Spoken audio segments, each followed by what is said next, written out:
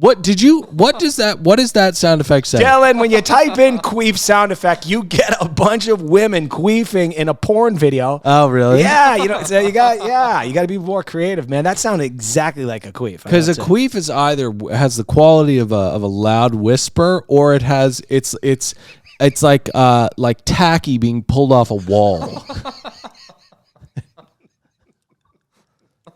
That just sounds like a regular old butt fart.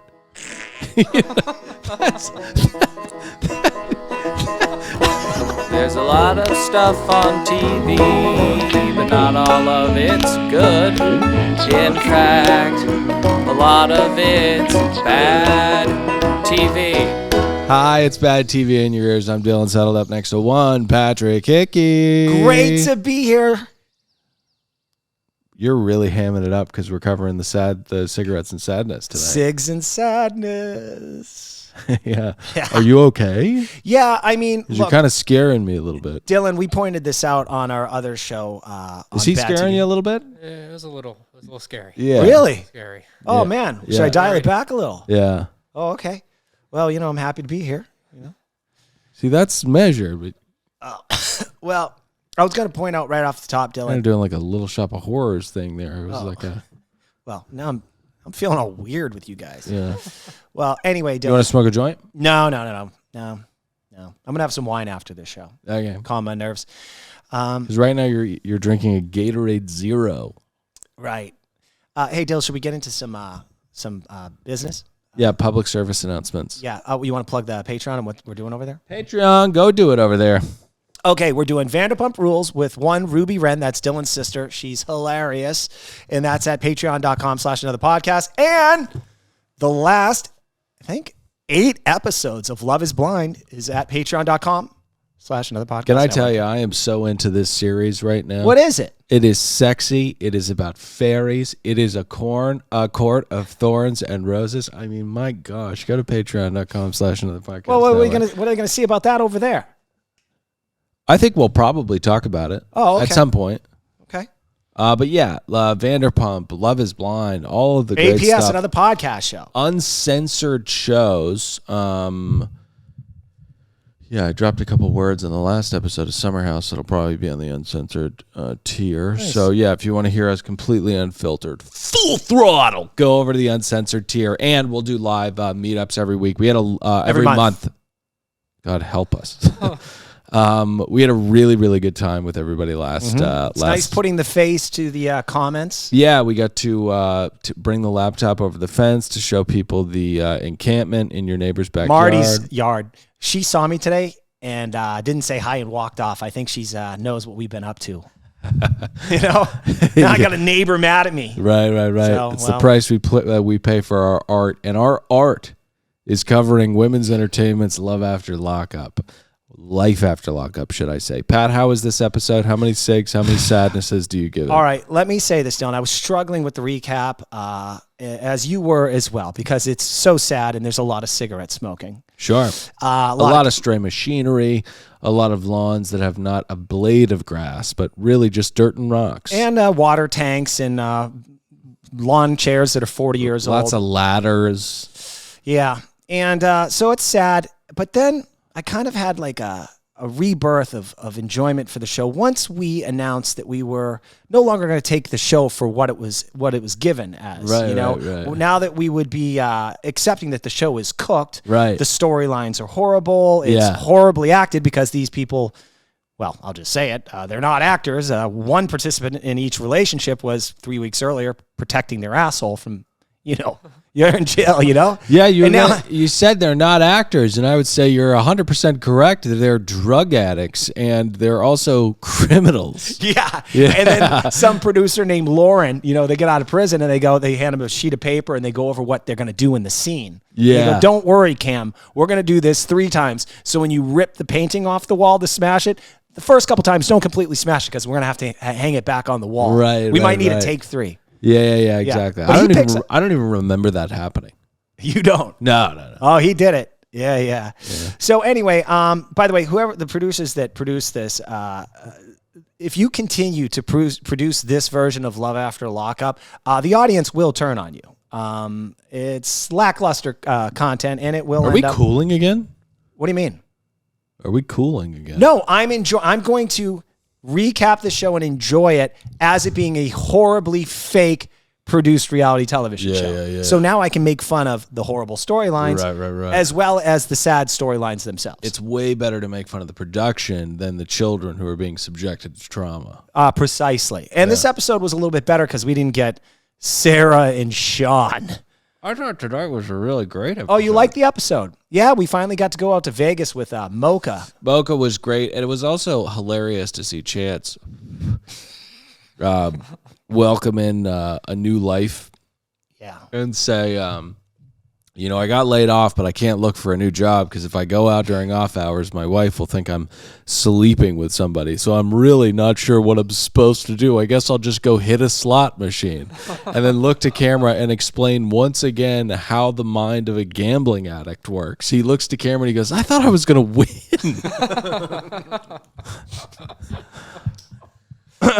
Well, can I get started with the show, Dale? No. Oh, okay. You have to give your fucking handcuffs, Patrick. 32 handcuffs. It's Vietnam. 32 handcuffs. Is Agent Orange raining down on us? No. Are the canopies melting? No. Well, how many handcuffs? 32. I would go ahead and give it 33. So kick us off. All right. We're in the hospital room. Taylor and Chance, and Taylor's pushing away, and Mason comes out of her vagina, and he's thrown on her freshly inked up chest. Yeah. And this is where we get a moment with Chance. He says, it's all I ever wanted was a baby boy. Shit, I already have one of them. Yeah. I already have a son. He's the guy that came out a week ago, whatever his name was. I took him out to dinner. It was so embarrassing. I had to pay for the meal with 3 credit cards. Yeah, the kid was him to a strip club. He said he didn't want to go. Sorry. Yeah. Well, anyway, Chance says Mason is like an extension of him being reborn in the world. And because at some point, little Mason tried sticking his hand in a nearby person's purse and asked where the penny slots were. Yeah. Because he's a gambler. Yeah, so this one is named Mason. He is named after a bath towel. Chance wants to hold the baby. This is a really odd moment where the dad is like, come here, give me the kid. And he's like ripping the newborn child out of the mother's arms. Very odd. And then we begin with this line of psychotic narcissism from him at seeing the birth of his child. You know that I get like this, but if there was anybody who was a better candidate for lobotomy, I mean, there are evil people who should be lobotomized, but just in terms of like, what's the point of you? This guy is so awful. Yeah, but I don't hate anybody more on this show than Chance. I hate Michael and Sean equally. All right, but Dylan. Sean's awful. With this baby, Mason. Sarah's awful. Sarah's awful. Yeah. With this baby, as I pointed out, he is now reborn in the world, and Mason is, he's going to be hanging out at that casino playing Texas Hold'em. Yeah. Isn't it weird? Like a baby shows up there. I bet he's going to have his first 3-layer shot with Kahlua and cream by the time he's 7. Come on, son, they're half off. We don't have any money. Yeah, we do. Ever heard of a credit card? So that was quite a lull. I'm sorry about that. The fucking guy, right, says he's being born against the world. It's like me being born against the world. And then he says her giving birth to my son. Mm-hmm. Very odd way to phrase that. And then he says, I hope that after all of this, she can see that I've been here for her, so she can stop being such a jealous cunt. Get off my fucking back. I hope this little shit crap in this little shit out will take her off. I'm only on my phone for 4 hours a day. I mean, this is like thinking that you should score well on the SAT by getting your name correctly on the paper. I mean, the guy is such a fucking idiot. So, Derek, Cut to Derek. It's time for him to love on his girl. Things are not going well since the Battle of Helm's Deep. He is going to fix it, though. There is tension between them, but he is going to fly to Chicago and propose to her. Brilliant idea. Only hurdle. He's a criminal, and he's not allowed to fly to a different state. Exactly. Imagine that. And I think we brought this up on the last episode, right? He's been arrested last week for felonious assault. Felonious assault. Which is a very violent physical assault. Yeah. And they also arrested him, I forget, with like an unsealed warrant, meaning like they didn't want him to know they were coming. So it's not good for Derek over here. It's like he's a tiny little piece of shit. Yeah. Well, Mo's standing by her man. They made it on the TMZ this week. So. Well, she's sitting by her man. So he tells Mo that Big Ma. Well, no, not he Big talks to Ma Mo. yet. No, not Big Ma yet. He tells Mo that he's gonna go to Chicago. He says, "I'm coming." He has not yet gotten the okay from his PO. So he just lies to Monique. He has no idea whether or not he's going to be able to go or not. I know it sounds crazy to him, but that's a trait of criminals. Yeah. You know, they lie to you and then they try and figure it out after, you know? Yeah, it's a really, really sick sickness. It's just a needless kind of stupidity. I don't understand why do this. He's going to propose to her. We covered that. And then he begins conversing with Big Ma. Now, we'll get to their heartfelt conversation later. She is such a good woman. It is so sad to see these people, despite their best efforts, fail to create a good human being. Maybe because they already did it. Well, they already had children, so they're exhausted at this point, having to take care of another generation of people. I just feel so horrible for them. But anyways, let's get to Brittany and Marcelliano. She just wants a little love. She wants a little understanding. She wants a little compassion, and she just wants him to be her Superman. This is a Young and the Restless in a parking lot outside of a bar with a lot of darts kind of moment. Yeah. It was a really, really beautiful moment. I got stuck on that Superman thing. She said, she wants her Superman back. I was like, can you imagine if Clark Kent was a gambler? Yeah. Right? And then he's playing poker, but he saved people from burning buildings in between hands. Yeah. You know, he's like, go ahead. When he hears like people screaming and it's a boat sinking and he's got to decide if he's splitting aces. He's like, fuck. Right. Yeah. Superman, the gambler. I think you only split. Oh, he's not a Sorry. No. Sorry. Anyway, and they you make wouldn't up. really need to decide whether or not you were splitting aces. I mean, you pretty much just split the fucking aces. It depends what the dealer's showing, though, I guess. I don't know how to gamble. That's why I lose every time I go to Las Vegas, which is a city that we'll get to a little bit later. But imagine if Clark Kent was Marcelliano and he's just in bars at 11 o'clock in the morning trying to fuck 80-year-old women while drinking White Russians with them. It's like it would be a completely different kind of hero. Oddly enough, in Superman 3, Superman loses his powers. This is a real scene. Right. And he like evil Superman gets in him, so they're both there, and he heads to a bar. Yeah. And he beats the crap out of two drunk guys. Rock and roll. That was really a bad picture. So it was that Christopher Reeves? Yeah. He'd not yet fallen off the horse. Oh, that was 10 years later. That was such a sad thing. Yeah, more of a news story to me because I didn't really grow up with the guy. So it was more like an old guy that fell off a horse to me. Yeah. Less sad and more just like a thing that happened. Yeah. It was heartbreaking seeing Superman end up that way. I saw him on Smallville, though. He did a cameo? He did a cameo in Smallville. Wheeled up in his wheelchair all weird and stuff. Can you imagine? So his wife stuck by him. Of course you would. Your partner's in a wheelchair. And well, you shouldn't say of course. I mean, given the show that we're covering. Oh, that's true. That's true. Roll him off a cliff. Right. So they're just waiting for him to kind of die. And he rolls sevens and he passes away.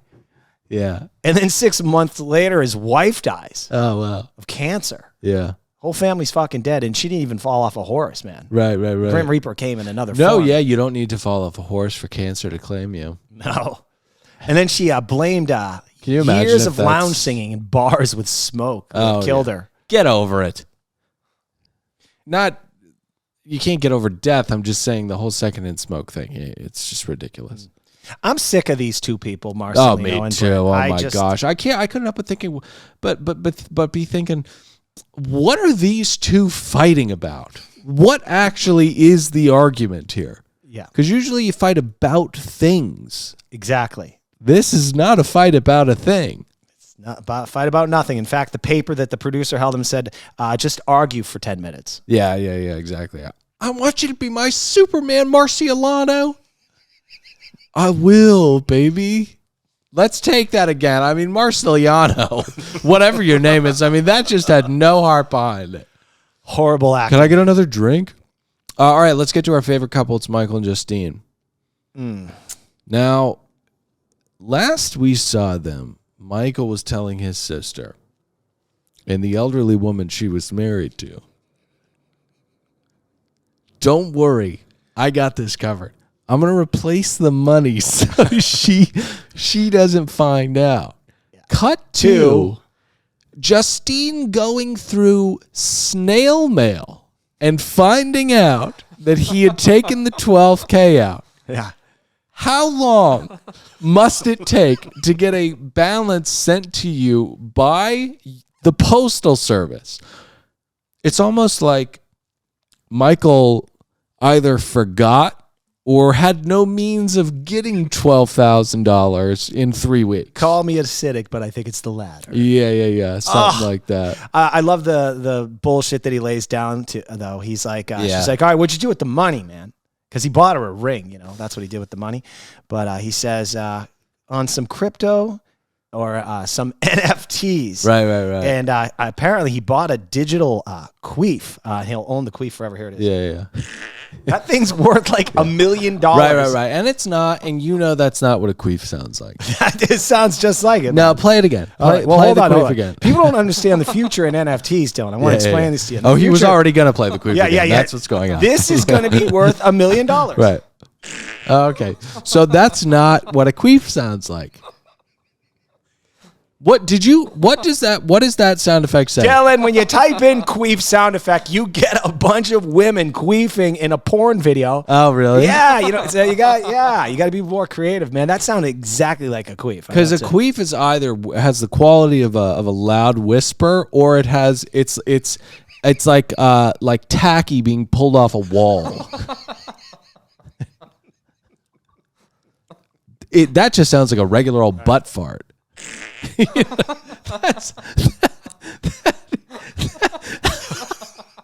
Dylan. But all jokes aside, Michael owns that. That's not a queef. Michael owns this, and he's going to be able to hand that down to his loser grandchildren. Yeah. Hey, come on, take it easy. Hey, how you live in that mansion? Well, NFTs. All right, so yes, she is. It's so funny because he really needs to come up with this excuse on the fly. Oh, yeah. Like, he didn't see this coming. He was like, oh, fuck. Whoa. How am I going to cover up this perfect crime? And his go-to is crypto and NFTs. Now, the thing about Justine is she's like, the problem she has is not that he blew over 10 grand on... but that he didn't tell her, which is a sign of just how much they love each other. Yeah, well, she says, hey, you told me to stay home and quit my job. And he said, this is where he gets himself in a little hot water. He says, that's where you're supposed to be. Yeah. Whoa. Slow down, man. You could do a lot of things on reality TV, including self-fentanyl to people, and you could still be beloved. Right. But if you tell a woman her place is at home doing dishes, right, they will end you, sir. Well, and you shouldn't be so, I feel like you're lancing public criticism of misogyny right now. And I do think that you recognize that what he said was misogynistic. It absolutely was. And a really dumb thing to do with women is like be really like misogynistic and chauvinistic and disrespectful to them when you're in an argument. It's like when I argue with my wife, and I rarely sometimes will just blow a gasket and go, I make all the money, and it never works. And I'm learning That's not a thing to say to women because the thing is, they don't care. Yeah, I know. I tried it 3 months ago. It did not go well in the house. Did not go well. Should I cut that? No, can we get away from these people and go to the other losers? Yeah. Lindsay and Blaine. No. Really quickly, we got to end on this. When Michael goes, he said he's screaming that he made her a boss. That's true. He's screaming about how she is a boss now, going through the mail and feeding the children. Can I tell you what this is? All right, so this is that is a boss. This is them acting out a scene. This is also Michael 100%. In a subconscious way, not a subconscious. He's basically with Layer saying, I was in jail and I signed us up for the application to be on this show. And that's how you're a boss. I love that take. Yeah, that's the context of that. See, sometimes within these fake cooked scenes, you can get a little bit of truth within them. Yeah. Mm-hmm. It's almost like they're too dumb to conceal it. Right. Yeah. All right, let's get to Blaine and Lindsay. He pours the cat food out on a paper plate, and we proceed to fight. Right. Lindsay is still upset about Blaine not going to jail for 19 years and instead taking a deal where he doesn't have to protect his asshole for all hours of the waking day for 19 years. Instead, he'll get to like work. I heard that it's a myth that you have to walk around head on a swivel protecting your bum. Yeah. And that most of the anal penetration within the walls of prisons is consensual. It's actually quite beautiful. It's two men who are... It's like the Rihanna song, "We Found Love in a Hopeless Place." That song's about anal sex? I'm not saying it is. I just think that can be applied to what the scenario that we're kind of painting together because we're painting it. It's not just me talking about this. It's us. Of course. Anyways, let's move on, though, because Blaine is like, I can't believe she's pissed off. I had to do what I had to do to fight for my freedom, And again, it's this hammed up black box kind of stupidity that this show traffics in where he's like, I had to fight for my freedom. I had to do what I did. And it's like, why don't you just stop doing the soap opera thing and ask her, like, did you want me to go to jail for 19 years? Or maybe it's not the show. Maybe it's him, but I think it's the show. Yeah, it's a poorly conceived storyline that a producer that's probably on cocaine concocted it at midnight the day before filming. I can see like a Gary Busey type character walking up to Blaine and just pumping him up about how he has to say that he fought for his freedom and he doesn't care where it is, but you just got to weave it into the scene. I feel like that's the rubric that these people get. So, I think that she leaves. He says, don't let the door hit you in the vagina. My God. And then says, I'm not going to go chase her and go back to prison. Yeah, obviously, right? I mean, Tyler Ross and Associates just got you the deal of your life. You would never risk it by going on a GTA kind of chase around this sad wood to pin her down. You'd go back to prison. Cops don't have a lot to do in those small towns, too. Next thing you know, you're in that fucking cage again, dude. They dip and they eat sunflower seeds, which also require a spitting kind of motion. So let's get to Tampa. Cam throws away the shiplap sign of cursive family, and then he calls his sister, who quite frankly straightens his ass out. Yeah, she says, be 30 up. Be 30 up. That means act your age, asshole. Yeah, and lots of other things like, I know you're a musician, but your husband now and your wife, like... And your music sucks. Hey, Cam, I don't know if you listen. I don't think you do. You're probably at the studio or something. But your music is awful. Yeah. It's not going to see the light day. Cam's working too much to be listening to this show. Right. He's either in the studio or he's writing. So, he makes some tea. I think there's booze in it. He gives her a cup of tea and mans up, and he apologizes. Takes him a while. Yep. And then immediately after he apologizes, he folds his arms and says, I did nothing wrong. Amazing. What an awesome human being. So, interstitial between Cam and Eris, I think he talks about evading the police by being small, and that talent, like it's kind of like the leader of the Fantastic Four, but you're not like stretchy or anything. You could just get like really little balls, and your bones are all bendy and stuff, and the cops can't find you. But this is great for surprising your new daughter. Yeah. You're like that guy in Terminator 2, man. Yeah. You know what I mean? Yeah. Kaylin's dad was in that or something, right? No, his dad was in the first one. Terminator 2. Were you in any of the Terminators? No, I wasn't born yet. You weren't born in 1992? You were born in... I was born in 92. Oh, okay. You were born in the... when the third one came out. Yes, I was. Yeah, but his dad wasn't in that Were one. you in that one? My dad was in the first one, which came out in the 80s. Well, when did the fourth one come out with Christian Bale? 2009. Were you in that one? I was not in that one. Okay. Can I tell you something about that first Terminator? As a little kid in my jammies watching that scared the shit out of me. Yeah. Have you ever seen that movie? There was another one with a guy named Jai. Jai? Yeah. A Terminator one? Yeah, there's a Terminator and Dark Fate, the newest one. Yeah, That's what you're talking about? yeah, and it had Daenerys Targaryen, Amelia Clark in it, I think. No, that was Genesis. So they did a reboot, Did whatever. you say Genesis? It's a weird title name. It's Terminator Genesis or something. No, I think it's Genesis. Oh, it's Dark Fate, isn't it? No, that was the one after it. Oh. You weren't in any of these movies. No. I was not in That any is so Terminator weird. movie.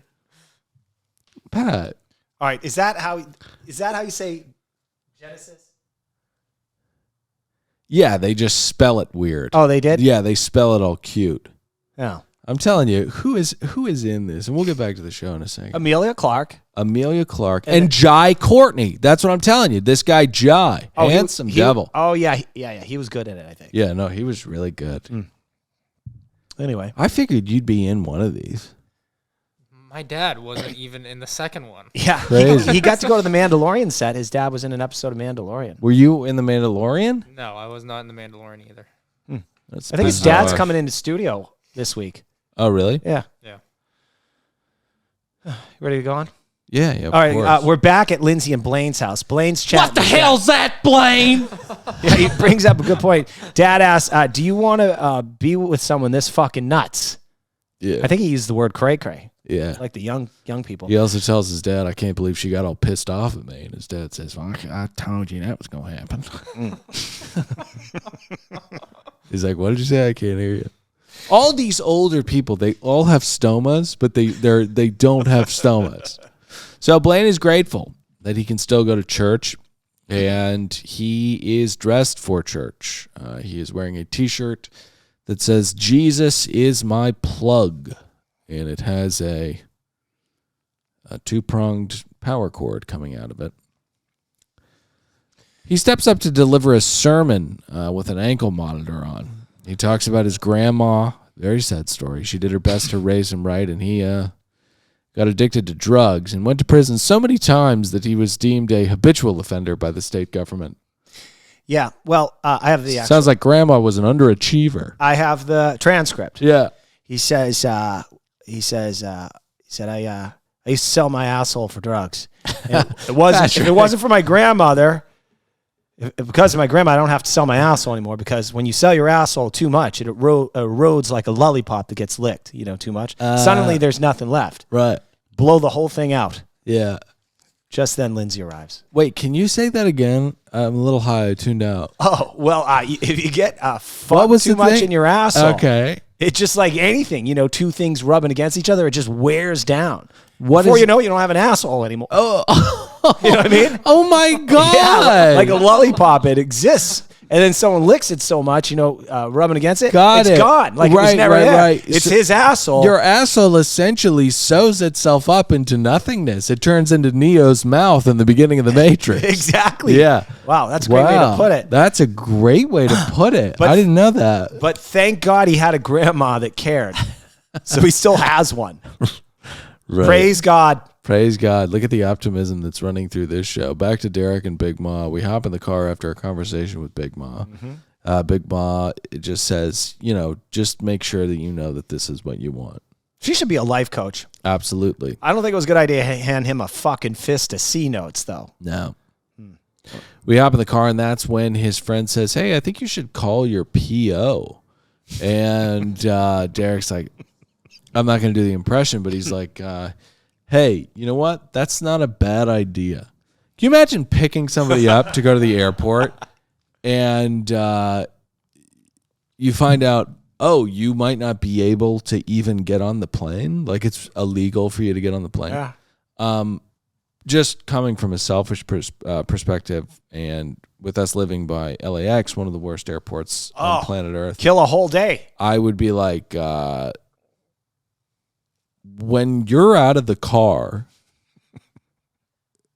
that's it. I'm not coming back here. I'm not coming back for you. So I can drop you off at the airport, but I think you should call your parole officer. Mm-hmm. And tonight I learned that being a parole officer must be one of the worst jobs on planet Earth. Trying to wrangle in criminals and drug addicts. Yep. Like, just think about how inconsiderate this little piece of shit is to his PO. He just sends her a ticket last second, forgets a bunch of attachments, and is like, hey, I'm trying to see somebody. Can you work on this? It's like, you turn these people into your assistants or something, and because you have this hubris that you're not going to go back to jail. If I was a PO, I would just, if I didn't see somebody getting better, I would just start framing these people and get them back in prison. I would just start falsifying texts and shit. Just fucking put the guy back in prison. There's no point. He's going to kill somebody. Just get him back. Justice and all. Yeah. Oh, now we're going to get to the worst of the worst. Who's that? It's Amber and Puppy. I hate I hate the storyline. They got to get rid of some of these stories. Excuse me, get rid of some of these storylines. Puppy and Amber, they got to go. They got to go. I see them come on the screen, and instantly any joy that I might have had from a previous segment, I deplete of any serotonin. Can we move on from them? Well, that's funny. Amber is going into business with a guy who has a shirt that says, what does the shirt say? We're talking about, Amber shows up to meet her friend Ruben. Hennessying is possible, is what the shirt says. And he is trying to get her into business with him to run a furniture store or something. A restaurant. A restaurant. His family has a bunch of restaurants. I think they own where she was a cashier at Cluck's. Got it. I think that's how he gave her a job there. 4 stars, 500 reviews. The thing is, though, in order for her to enter into business with him, she has to find... She needs some seed money, man. She needs not just some seed money. She needs $50,000. $100,000. I think it was 50. Oh, I thought it was 100. I think it was 50. Oh. Whether it's 50 or 100, it's probably 50 or 100 times more money than she has. So, I mean, it's just nuts. It's nuts. That's a Cook storyline. I hope the best for you and Puppy, but I don't think Dylan and I may skip over your... totally fine with that. One last note. Puppy goes to stay with her friend Queen, and Queen is pretty sure she'll go back with Eric, the loser, and then she says, "I think you need a call from Jesus." She tells Puppy, and I was saying, I think Jesus stopped taking calls from Puppy a long time ago. Dude, how ridiculous is that to think like? Does Jesus not have better things to do than to sort Puppy's bad taste in men out? I mean, my God, how little problems do we want omniscient bodies to fix for us?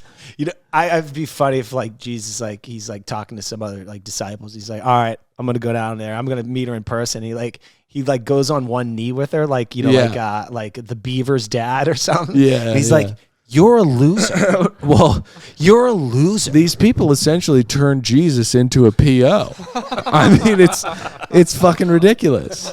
He's the Son of God, for God's sake. All right, let's get to Michael and Justine. They document every part of their voyage to the airport to Las Vegas. Obviously. Can you imagine, what kind of sickness is it vlogging your way through a terminal? Who wants to see that?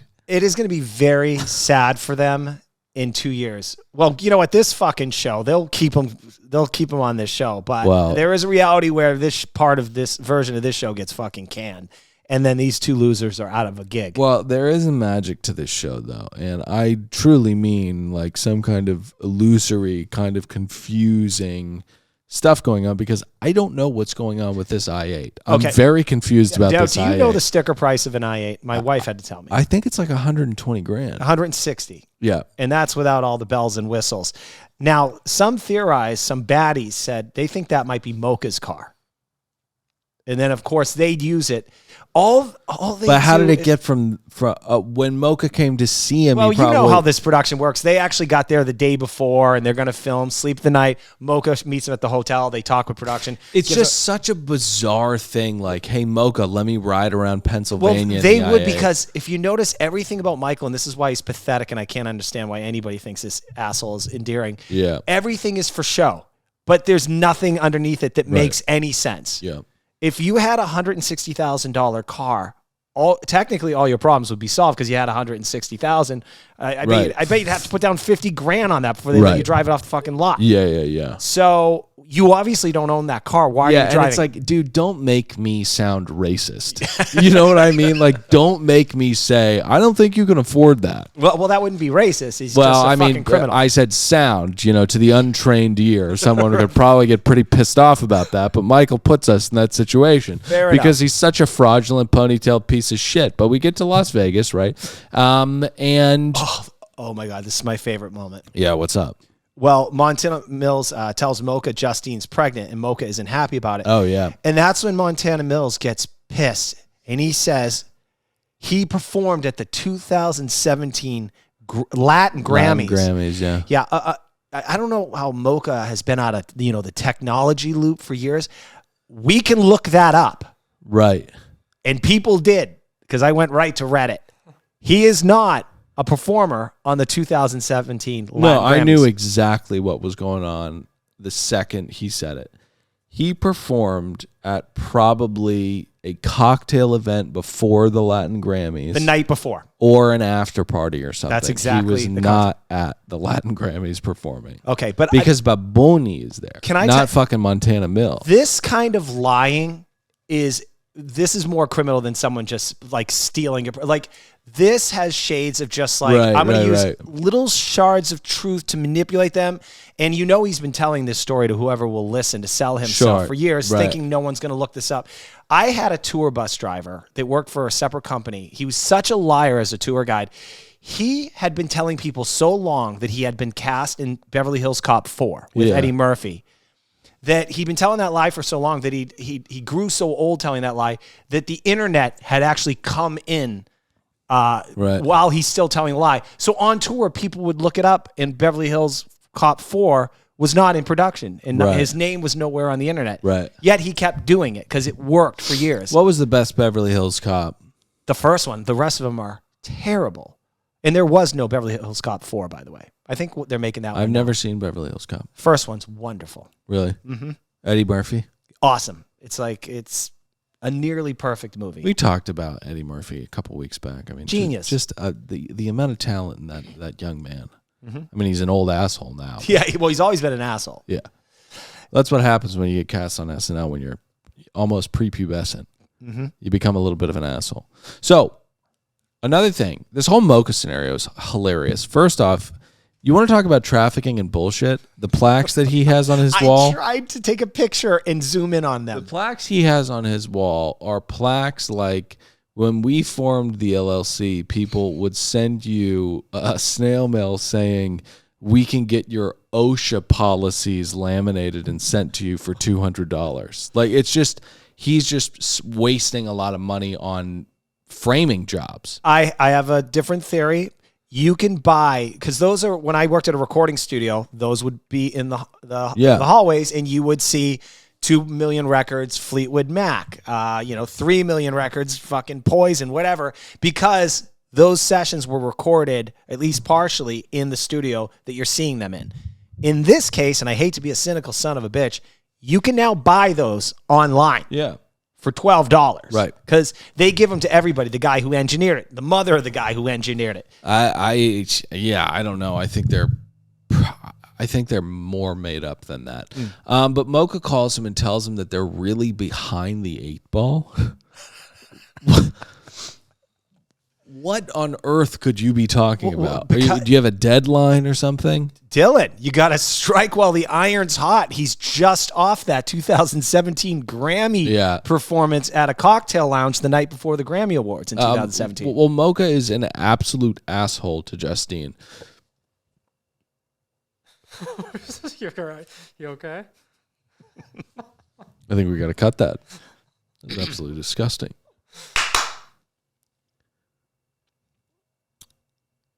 And yes, when he finds out that Justine is pregnant, he is very disappointed.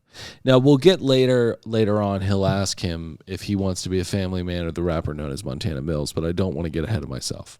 Just a hilarious question. Really funny question. But let's move on to Lindsay and Blaine. They're on the up and up. And this is the most script reading kind of scene of the entire episode, I felt. It's like they're on their 15th take. The sun is going down, and they just went with this one. Yeah. It's just horrible. Yeah. I can't have you hide things from me, Blaine. She is having fun with it because she's the most sociopathical, like pathological liar. And she also sold drugs. And so everybody she's good at hustling, and hustlers are great bullshit artists, and that's what makes a good actor. Yeah. Although she's actually terrible, but you can tell like she's really getting into her role. Right. Yeah, she's thriving. They're on the up and up, like I said. Let's get to Taylor and Chance. Things are on the up and up for them as well. He got laid off. I've never hated anyone more on this show than him. I said it in the beginning, but we have to go down this path of logic. We already did this, but just to hammer this home, he needs a job, but to look for a job would mean him going during off hours. So Taylor will think that he is cheating on him. Now, obviously, this is similar to the I'm going to come up with NFTs for why I spent the $12,000. A profoundly dumb lie told to the cameras. So here's what's going on. You don't want to tell your wife who just had a newborn that you got laid off. So you're going to go attempt to call your buddies. I'm confused with what happened to the power washer, but right now he is trying to go around and get work. If you were not fearful of telling your wife, it'd be no problem. You would just say, I got fired. I'm going to go out today and get a job. There's really nothing wrong with that. I don't think she'll call you a cheating son of a bitch. Head on over to Target. Yeah. They're always hiring there. Right, I mean, they're so cheap, they make you wear your own khakis. I think sometimes a red shirt, too. But they'll hire you there. I heard Walmart's hiring, too. But gosh. Maybe call Amber's friend. Maybe Clucks has got a position for you. Yeah. Or if you have $50K lying around, you can go into the restaurant business with Hennessy is okay or whatever the shirt says. Well, but his buddy he's a property investor. He doesn't have any work for like 4 more weeks. Yeah, and because Chance is so fiscally irresponsible, he says 4 weeks is the difference between happiness and the roof caving in on us. Here's an idea. Stop being addicted to Dr. Pepper. Stop being addicted to breakfast sandwiches, and stop gambling. Also, stop paying to see pictures of hacked women's nudes being sent to you by a Serbian 14-year-old who is addicted to crude forms of heroin. Your life is meaningless. Cannot fucking stand this How guy. much are we paying these losers? All right. Final scene. Well, first we have to get to the backyard of Taylor and Chance's house.